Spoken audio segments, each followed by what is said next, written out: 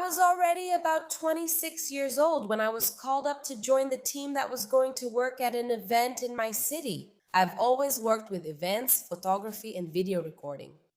When I got there, I found another team that was also there to work, but they were going to record a different part of the event. So we had been hired for one thing and the other team for something else. There were a lot of people working and everything. And in between breaks, we would end up going to the space where the staff could rest and eat, and they gave us snacks, juices, those kinds of things. And I met several people.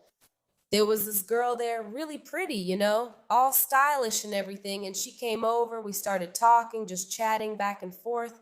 We realized we had a lot in common and we became friends. And this friendship started to grow a lot. She was a nice friend, funny, a good person, and very professional. And besides working with photography and filming, I wasn't the person who handled the camera. I was the person who did visual direction. So I was always doing freelance work outside the company on my own.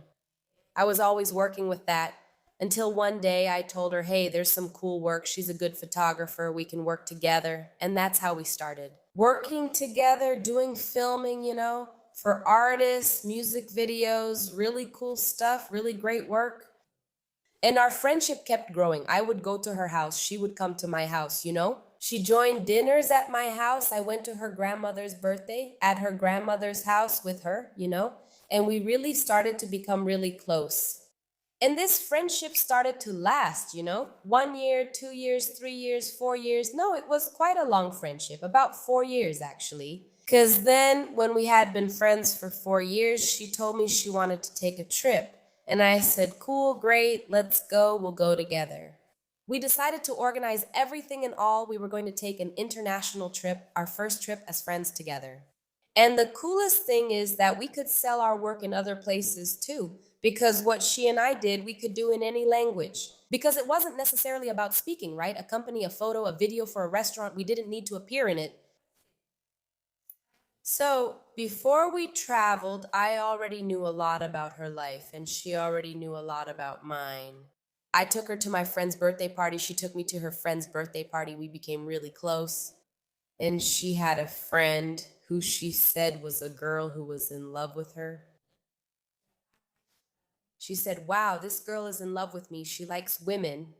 And she always talked about this girl, said that the girl was in love with her, said that the girl cried because of her, said that the girl had sent her flowers, said that the girl had a huge crush on her, that she wanted to fight for her.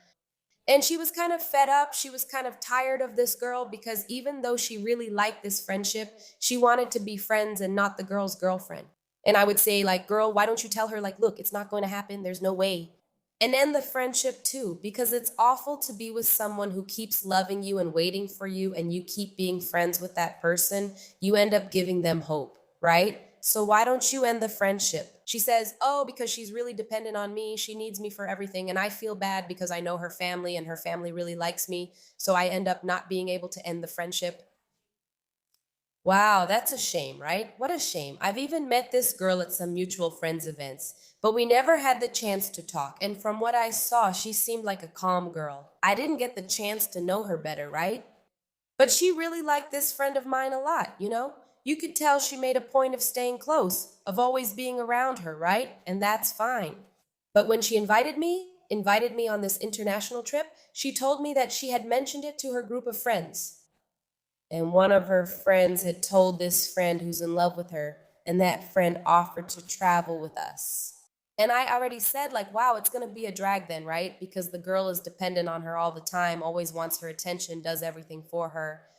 I already thought it was going to be that annoying lovey-dovey stuff. I said, ugh, what a pain, but okay, what can you do? Like it or not, we were going to share an Airbnb, share some things. So there was no reason for me to say no, right? Especially since I wasn't even the one organizing the trip. It was my friend. She organized the trip, booked the hotels, arranged the tickets, and we just kind of sent her the money. She was the one organizing everything. We got organized, we got ready. It was 2 months of planning, buying clothes, figuring out what we were going to do, which places we were going to visit, and how much money we needed to save for the trip. And when we went on the trip, when we got there, it was like this. We arrived, we rented a car, and I have a driver's license. My friend doesn't, but the friend who's in love with her does. So we could take turns driving. And for me, that was wonderful because with the tour we were going to do, with all those kilometers, having someone to share the driving with would be great, you know? And then I got to know this girl a little better, you know? One thing I noticed is that sometimes she would make silly comments like, wow, what a beautiful place. And my friend, who was our mutual friend, she would kind of snap at the girl. It was kind of unnecessary. Have you ever seen when someone mistreats another person in front of you and you feel kind of embarrassed for the person who was mistreated? But you would feel that way for the girl on her behalf. The girl couldn't say anything without my friend snapping at her. I thought, wow, my friend is so done with the girl that she can't even talk. Why did she let her come on the trip? But okay, and like every chance my friend and I had to be alone, whenever the girl went to the bathroom or went to get something or went shopping or liked some clothes and bought them, my friend would badmouth her, you know? She'd complain the girl was annoying, saying, did you see how needy she is? She wants an opinion on everything. Honestly, I hadn't noticed. During the trip, I didn't know how to respond and didn't want to make it worse. The situation to stir things up, to heat up an argument. So I would just say, like, yeah, I don't know. Yeah, like I would just be like that, you know? I didn't say much because I disagreed with my friend, wasn't in her situation, and didn't want to make things worse. And then the situation kept getting worse. Like we went from one place to another, and there was a certain place where my friend, she booked the hotel just for me and her. And she left the girl to figure out a place to sleep on her own, you know? And then, like, she kind of blamed the girl, saying, you're an adult. You can manage on your own, but you act like you need me for everything. Girl, that was unnecessary. We're together on a trip, you know? So it was kind of a situation where, from my point of view, my friend was wrong, you know? Come on, we're on this trip together. Book it for the three of us. Letting her decide alone was just mean. It wasn't about her being dependent. Or let the girl book it or let me book it so we can book it for the three of us. And she didn't just do that with the room we were going to sleep in. The girl had to sleep in a separate room from us, you know? When it was breakfast time, I said I'd call her, but she insisted to leave her alone, saying she had to handle it herself. Still, it didn't make sense to let her deal with it alone. I already messaged her on WhatsApp. If she didn't see it, let her sleep. That's her problem. She was mad at the girl, and she kept saying that. And I felt really embarrassed and really upset. But then we ended up traveling for 11 days. By the eighth day, I was already fed up. Damn, why doesn't this girl do anything? You could see the sadness on her face when my friend treated her badly, you know? You know when someone's about to share good news? She was going to share some good news with my friend. I don't remember exactly what it was, but she was going to tell my friend something happy. And when she started to speak, girl, my friend treated her badly. And right then, you know when someone does this? Like right at that moment, you can feel it. The person's heart gets tight, the person's heart gets sad, the person's heart hurts. And that hurt me because the answer my friend gave her hurt me too. It was so silly that I don't even remember what it was. It was such a little thing, you know? It was just a comment, it was something so small. And my friend kind of shut her down. You could see the unhappiness in her eyes. And then this friend of mine wouldn't let me be alone at all. How? With her friend. She wouldn't allow it. Every chance she had to keep us from being together to make sure we weren't together, she made sure we weren't together. So my friend wanted to go to the bathroom. She wanted me to go with her, you know? My friend was going to buy something. She wanted me to go with her. And I went, like, okay, I'll go with you. All right, let's go, you know? One thing I noticed is that my friend, for example, wrote the script. And this script, girl, we would get really tired if we tried to follow it. We could have made a more relaxed plan and done what she wanted the day before leaving. And what happened? We went to talk to her and she was like, wow, I don't know, you know, that whole thing. And the atmosphere gets really heavy when I had already noticed this before during these 4 years of friendship. I had noticed that whenever we disagreed, things always went her way. You know? But since they were such minor situations, I never really gave it much importance. I never felt like, ugh, how annoying. So I would just say, okay, that's fine. I always let those tiny little issues go, you know? Those, as people say, the small claims court of tiny issues. I always brushed it off like, oh, I don't even care, just let it go, you know? It's nothing really. But during the trip, it was already affecting me emotionally, you know? Her rudeness toward the girl was affecting me emotionally. It was affecting me emotionally that she decided everything when we were supposed to do things together, and we didn't have any say. And I, as always, let it go. I never confronted her. I never stood up to her. I always let it go. So I kept thinking to myself, wow, I never stood up to her. Am I going to stand up to her here in this country? No. For God's sake, I've let it go so many times. Just let it go too. But in one of those situations, something happened with her camera, and she got desperate because whether we liked it or not, we were doing some work with the camera, and she urgently needed to fix it. And she got so desperate that she didn't even ask me to go with her to a little shop in the mall near where we were staying. Also, she woke up really early because her camera broke during the night. She woke up very early and went by herself. She didn't wake me up to go with her, you know? And then at that moment, I had the chance to get up, knock on the girl's door, her friend's door, and invite the girl to have breakfast. The girl turned to me and said, okay, let's go downstairs. And I said to her, shall we have breakfast somewhere else? And then I did some research. A coffee shop on another street, so we wouldn't stay at the hotel and could get to know each other better. Because everything we talked about and our conversations were really nice, she was really nice. During those 8 days, she was communicative, she was funny, we both spoke fluent English. She liked to cook just like I do. Man, she liked the same dish. Her favorite dish was the same as mine, you know?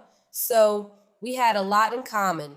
And our conversations were all about that. It was all about clothes, food, language, places, never anything deep or personal. And then we sat down and we started having breakfast. And then at that particular moment, I was like, wow, it's the first time, right? 9 days into the trip, almost at the end, that we're getting the chance to be alone, right? Yeah, that's it.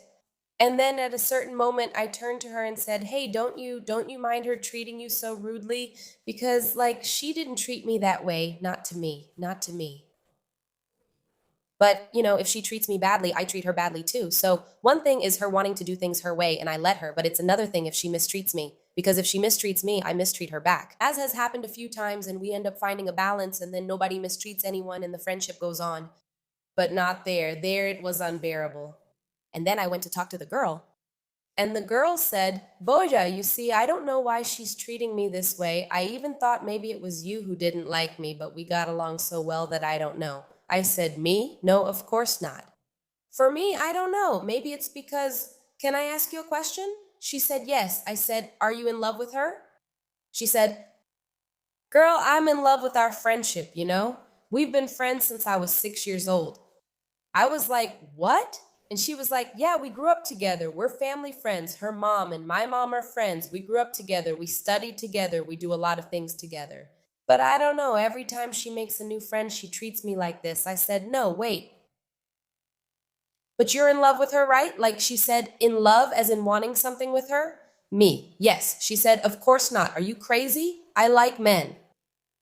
Then I was like, but you like her? You gave her flowers? No, girl, are you crazy? I never did that. What? Where do you get that from? Wait, did she say that about me? I was like shocked. And I said, yes. And she was like, really? And then I started telling her everything that this mutual friend had said about her, that she was in love, that she had given flowers, that she was emotionally dependent, that she would chase after her, that she suffered, that she cried. And then she started to break down in tears because she's very sensitive. You know, guys, a sensitive, loving, caring, beautiful girl, that was her. That was her. She wept from heartache. She said she couldn't believe that one of her best friends, who had always been her childhood friend, had spoken badly about her to someone she had just met. Compared to someone you've known since childhood, 4 years is basically no time at all, right? And then I said, but tell the truth. She never said anything about me. And girl, that's the thing. She started telling me a bunch of things that this girl had also said. It's not that I liked her, but she told little dramas, fights, misunderstandings that the two of us had, but she exaggerated everything. She told a different version of it. She said that I had said unimaginable things, things I never thought I would never say, you know? And she started making me look like the bad one, the rude one, like I'm the one who wants to decide everything.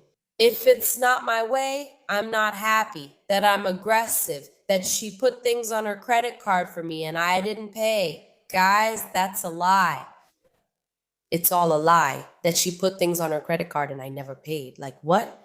What? Tell me. Charge me. I'll pay you. Like, I kept trying to remember what, where, when, you know? And she was like, wow, it was a lot of things.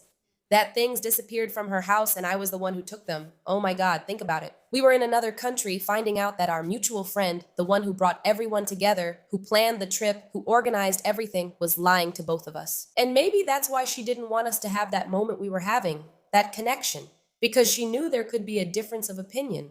Actually, her friend said that when she invited the girl to travel, I said, "No, wait.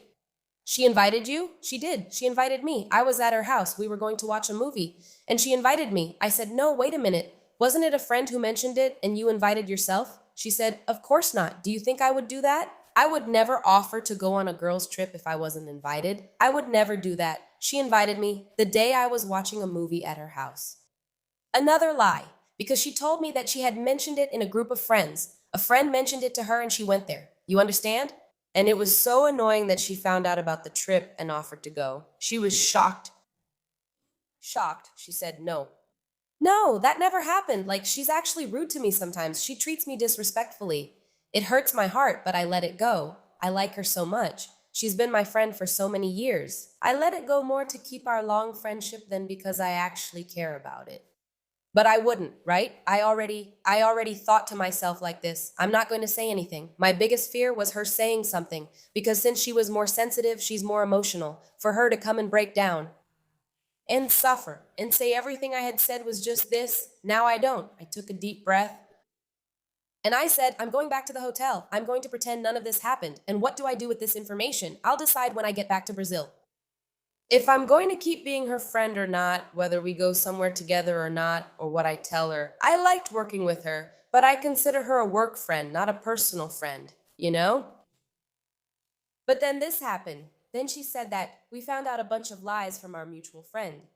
We discovered everything she told her about me, and everything she told me about her was a lie. She was a big liar, maybe a narcissist who wanted attention and to be on top, but I'm not going to diagnose her.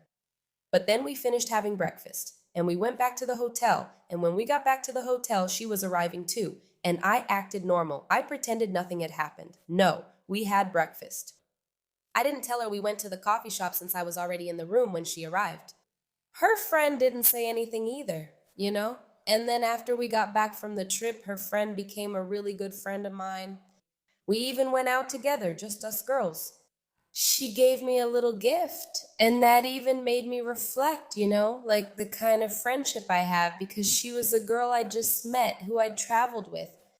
She was so thoughtful, affectionate, a friend who, when she likes you, she really likes you. She invites you to her house. She wants to cook for you. She gives you little gifts. Man, she gave me a little gift. I don't even get gifts from my own friends. And I kept thinking about how our mutual friend, the liar, she ends up misinterpreting others.